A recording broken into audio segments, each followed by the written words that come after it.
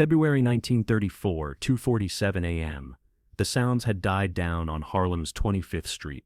Snow was falling. Dutch Schultz's 15 professional killers had taken positions in the shadows. Target, 26-year-old Bumpy Johnson. Orders: bring him back dead or alive, but preferably dead. Dutch knew that Bumpy had become a threat. He was trying to take the numbers business away from Dutch.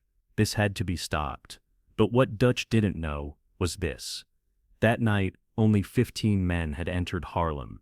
Only one man would return, and the message that man would carry would forever change New York's underworld. 2 hours earlier, Willie the Eye Henderson had come running to Bumpy Johnson's door. He was breathless. "Bumpy, Dutch's men are coming. 15 people, all armed. They want to finish you tonight." A normal man would run. A normal man would call the police. A normal man would move to another neighborhood. But Bumpy Johnson was not a normal man. "How many did you say?" His voice was calm. He was lighting a cigarette. His hands weren't shaking. 15 people, Tony Torino is commanding." Bumpy smiled. A cold, calculated smile. "Good. Not too few." Willie was surprised. "Not too few? Bumpy, you're all alone." "Willie, this is my neighborhood. I'm the host here. Guests should behave accordingly." Bumpy Johnson's Harlem story had begun at that time. Dutch Schultz was the boss of Harlem. He controlled the numbers racket, earning $100,000 weekly. He took a cut from every numbers player in Harlem. But Dutch was making a fatal mistake. He didn't know the people of Harlem at all. Dutch was a white gangster. He came from the Lower East Side to exploit Harlem. He called people negroes. He pocketed the money he made from the numbers game. While the neighborhood grew poorer, he got richer. Bumpy was completely different.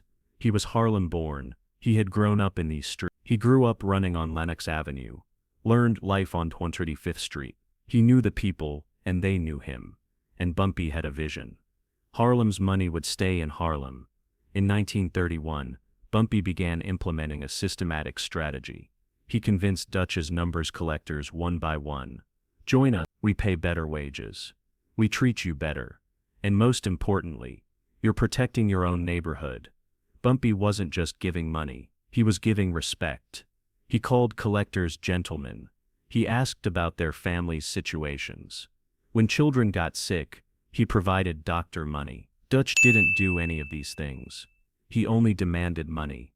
In 1932, Bumpy's move became more systematic. He offered better conditions to numbers players. He paid winners faster. He gave time to losers. "Dutch treats you like debtors. I treat you like customers." The difference showed its effect. Players began preferring Bumpy.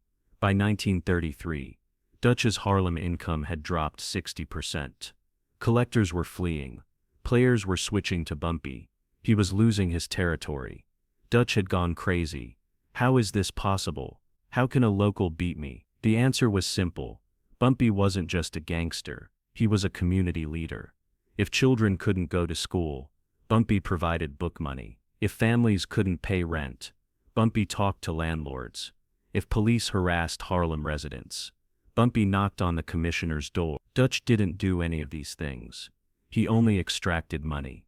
In February 1934, Dutch made his final decision. There had been no political solution.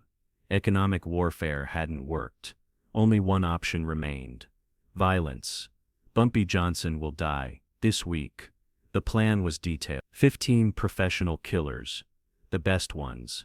Tony "Machine Gun" Torino would command. The plan: kill Bumpy as he left his house. Then show his body to the public. Message: Dutch Schultz is the boss in this neighborhood. That night, 15 men had come to Harlem. The snowy weather provided perfect camouflage. They were all professional killers. They had Tommy guns, .45 pistols, knives. The plan was simple: surround Bumpy in his house. Kill him when he comes out, quick and clean. But Bumpy wasn't sitting at home. At 2:30 a.m., Bumpy was standing in front of Marcus's 24-hour barber shop on 135th Street, alone. He only had a walking stick in his hand. He was smoking a cigarette in the snowy night, as if he was waiting for them. Dutch's men were surprised. Their intelligence said Bumpy would be at home. but he was standing in the street, in the open, defenseless.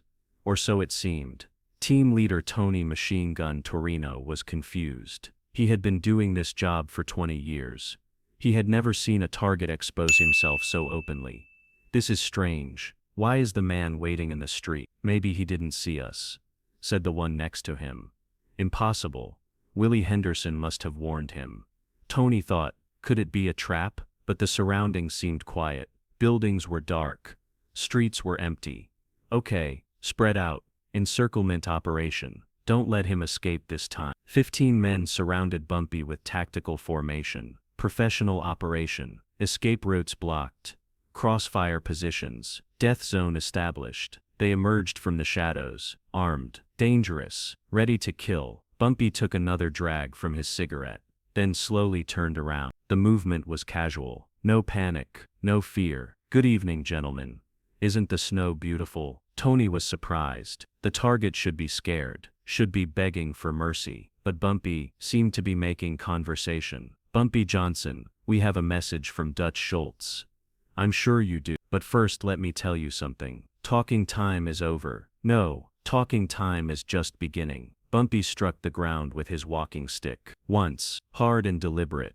This was the signal. At that moment, everything changed. From buildings, doors, fire escapes. From behind cars, silhouettes began to appear. 10, 20, 30, 50, 60, 70. Countless shadows. All armed. All behind Bumpy. Tony's eyes widened. It seemed impossible. This can't be possible. Bumpy smiled, cold and calculating. Tony, you're from Manhattan. You don't understand Harlem. Here, every building, every doorway, every street corner is mine. These people are my family. And when you threaten my family, the men around Bumpy stepped forward. They took encirclement positions. Now Dutch's 15 men were surrounded. You are surrounded. The mathematics was brutal. 15 against 8. Impossible odds. Tony's men were in panic. Professional killers had become scared. Because they realized, this wasn't a normal gang war. This was the entire neighborhood against invaders. Now what was Dutch's message? Tony's voice trembled. His professional composure was gone. He said, get out of Harlem or die. I understand. Good message. Clear and direct. Now you will carry my message to Dutch. What message? Harlem is not for sale. It never was for sale. And if Dutch sends men here again, next time nobody returns. Do you understand? Tony nodded frantically. Good. Now go, and take your friends too. But our weapons. You will drop your weapons. Unauthorized weapons. Or prohibited in Harlem. Tony looked around desperately. He had 15 men, but Bumpy had 80 pause men. The math was simple. They dropped their weapons. All of them. Tommy guns, pistols, knives, all fell onto the snow. Now walk. Tony and his men started walking. Defeated, humiliated, but alive. But Bumpy called out. Tony. Tony turned around in fear. One man will stay. He will deliver the message to Dutch. The others, if they never step foot in Harlem again, they will stay alive. Do you understand? Tony understood perfectly. 14 men would be permanently banned from Harlem. Only one man would carry the message to Dutch. Choose me. You, the team leader? Yes. Why? Because I'm the only reliable person who will tell Dutch the truth. I will tell firsthand how Bumpy Johnson protects Harlem. Bumpy considered this. Smart choice. The leader's testimony would be much more credible. Okay, you stay. The others leave. Now, 14 men silently left Harlem, disappeared into the night. Most left New York entirely. Because they understood, you can't wage war with Bumpy Johnson. He's not just one man. He's an entire community. That night Tony found Dutch at the headquarters on the Lower East Side. He delivered the message completely. Boss, all of Harlem is behind Bumpy Johnson. We were 15, they were hundreds. This war cannot be won. Dutch got angry. Impossible. How can a neighborhood organize? Because they love Bumpy. You exploit them. He protects them. What do you mean protects? He buys school supplies for children. He pays rent for families. He provides medicine for the sick. You only extract money. He invests. Tony continued. Boss, this isn't normal gang warfare. This is community defense. The entire neighborhood is organized. Every building, every family, every person is on Bumpy's side. That night, Dutch understood. He couldn't take Harlem. Because Harlem's heart and mind belonged to Bumpy Johnson. In March 1934, Dutch Schultz officially withdrew from Harlem. He left the numbers business to Bumpy. He became the first major gangster to lose territory. But Bumpy Johnson hadn't just gained territory. He had established a principle. If you protect your own community, no outside force can defeat you. Tony "Machine Gun" Torino actually joined Bumpy's organization after that night. "Boss," he said to Bumpy, "tonight I learned what real power is. Real power is people loving you." In 1940, Dutch Schultz was killed, but Bumpy Johnson lived. He lived until 1968, because that night he learned a fundamental truth. You're not strong alone, but together with your community, you're unbeatable. That snowy night, a historic event had occurred in Harlem. For the first time, a neighborhood had successfully repelled a major gang invasion, without using violence, using unity. Bumpy Johnson wasn't just a gangster that night, he was a community protector, and Harlem never forgot. If you liked this story, don't forget to hit the like button, and don't neglect to subscribe to the channel, because we're here with Bumpy Johnson's unknown stories every day. Tell me in the comments, what kind of message would you have sent to Dutch Schultz if you were in that situation? And what other Harlem Legends stories do you want to hear about that you're curious about?